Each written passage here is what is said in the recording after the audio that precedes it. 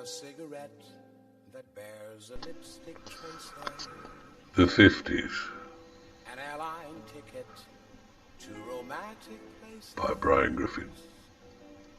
And still my In the 1950s decade, if I recall the time right, life, like the Bush television, was viewed in black and white.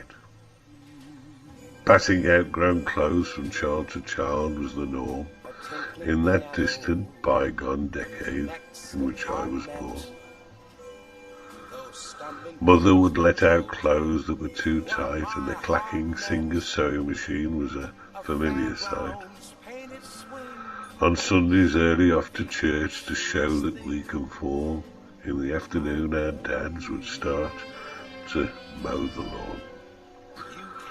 Politicians, all dressed the same, in unison would say that austerity was the watchword that would save the day.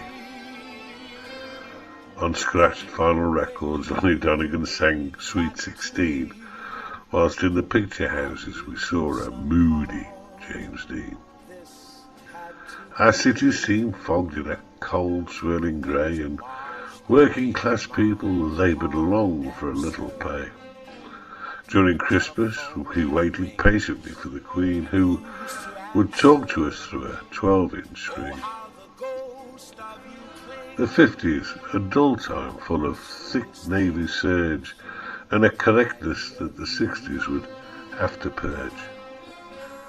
A time of recovery from the devastations of war, when mothers accepted the words of Dr. Zeus as law. A country rebuilt by proud survivors of Hitler's hateful scourge, in an era where homosexuals must hide from nature's urge.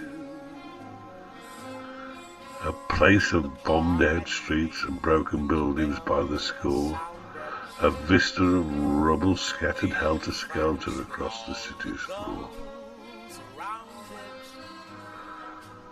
Thus my childhood was spent in a landscape of grey, a bastion of strict morals for the living the right way.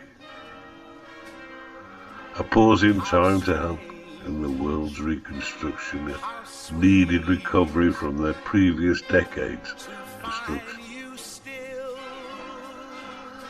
As my teens beckoned, a new decade was on its way. The promise of colourful times, heady and gay. A future time when youth unbound needed no instruction would be full of promise, naivety, and a pinch of corruption. Silk stockings thrown aside, dance invitation.